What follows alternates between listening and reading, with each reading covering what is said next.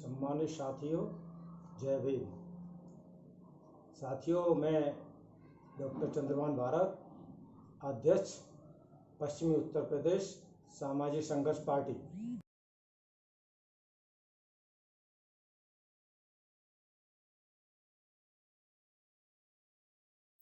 साथियों, जैसा कि आपको पता है, 1 मई को पूरी दुनिया में मजदूर दिवस यानी लेबर डे के रूप में मनाया जाता है।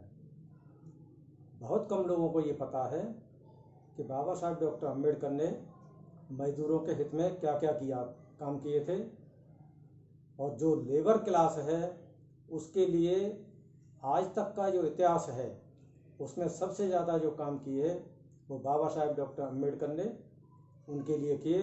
लेकिन ताज्जुब की ये बात है कि हमारे अधिकांश साथियों को इस बारे में ज़्यादा जानकारी नहीं है।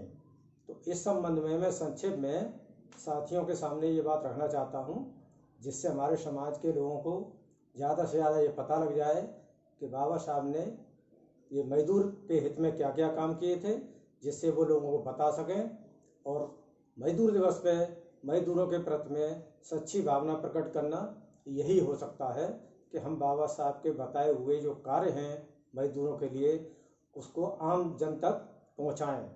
जैसे कि बाबा साहब ने ये 27 नवंबर 1942 को दिल्ली में जो भारतीय मजदूर कॉन्फ्रेंस यानी इंडियन लेबर कॉन्फ्रेंस का 7वां सत्र जो हुआ था, उसमें बाबा साहब ने मजदूरों के संबंध में तमाम सारी बातें और जो प्रस्ताव रखे थे उनको माना गया और आगे उनको लागू भी किया गया, जो आज तक कार्यरत हैं। जैसे काम के घंटे जो 12 थे उनको आकर के 8 किया गया मजदूरों के लिए, वो आज तक लागू है। एम्प्लॉयमेंट एक्सचेंज, रोजगार कार्यालय जो है दुनिया भर में, वो बाबा साहब के प्रयासों से लागू किए गए। कर्मचारी राज्य बीमा की व्यवस्था की गई और श्रमिकों की यूनियन को भी मान्यता दी गई। इंडियन फैक्ट्री एक्ट बनाया गया। इसके साथ साथ बाबा साहब ने कर्मचारियों के लिए डीए की भी व्यवस्था की गई थी, जो आज भी लागू है। और वेतन सहित छुट्टियों की जो व्यवस्था की थी, ये बाबा साहब का ही प्रयास था, जो आज भी लागू है। स्वास्थ्य बीमा की भी व्यवस्था की गई। ओवर टाइम का अतिरिक्त जो वेतन है ये बाबा साहब के प्रयासों से ही दिया जाने लगा था। उसके बाद कानून सम्मत हड़ताल अधिनियम बाबा साहब ने पास कराया, जो आज भी लागू है। प्रोविडेंट फंड की जो व्यवस्था थी ये बाबा साहब ने ही उसी कॉन्फ्रेंस में लोगों के लिए प्रस्ताव पेश किया। इसके अलावा मजदूर कल्याण कोष की भी व्यवस्था बाबा साहब ने की थी। और इसके अलावा तकनीकी प्रशिक्षण योजना जो अभी जगह जगह मतलब लागू की जाती है, ये भी बाबा साहब के प्रयास से लागू किया गया था। और महिलाओं के लिए मातृत्व अवकाश की जो व्यवस्था है ये भी उस समय बाबा साहब ने की थी। कर्मचारियों के लिए पुनरीक्षित वेतन की व्यवस्था बाबा साहब के ही प्रयास से की गई थी। इसके अलावा कोयला खदानों में सुरक्षा संशोधन बिल 1944 और माइंस लेबर वेलफेयर फंड जो है 1946, ये भी बाबा साहब के प्रयास से किया गया।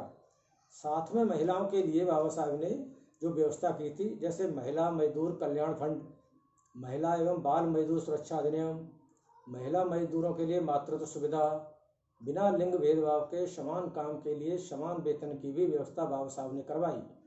इसके अलावा ऐसे बहुत सारे काम हैं जो समय समय पर मजदूरों के हित में बाबा साहब ने कराए और वो आज भी हमारे सबके व्यवहार में लागू हैं। और बाबा साहब को जब मौका मिला संविधान लिखने का, तो उसमें भी बाबा साहब ने ये सारी व्यवस्था की थी।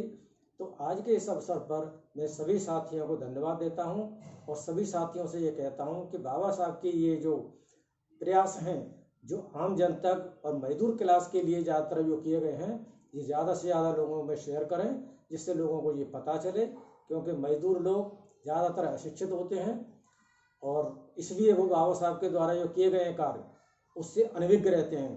तो साथियों से मेरा अनुरोध है कि मजदूरों के बीच में बाबा साहब के इन प्रयासों को जा करके बताएं। इसी के साथ जय भीम, जय भारत, नमो बुद्धाय।